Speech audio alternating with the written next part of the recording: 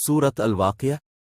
رسول اللہ صلی اللہ علیہ وسلم نے فرمایا، جو شخص اللہ کی کتاب کا ایک حرف پڑھے گا اس کے لیے ایک نیکی ہوگی اور ایک نیکی کا 10 گنا ہے اجر ہے۔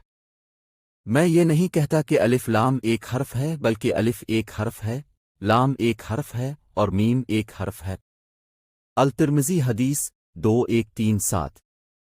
عبداللہ بن مسعود رضی اللہ عنہ روایت کرتے ہیں، مذکورہ بالا حدیث یہ بتاتی ہے کہ قرآن کے کسی حصے کی تلاوت کا اپنا فائدہ ہے۔ ذیل میں چند احادیث خاص طور پر سورۃ الواقعہ سے متعلق ہیں۔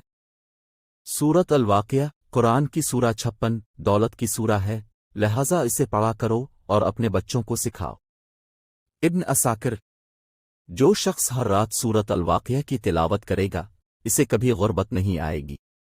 اور ابن مسعود رضی اللہ عنہ اپنی بیٹیوں کو سورہ الواقعہ ہر رات پڑھنے کا حکم دیتے تھے۔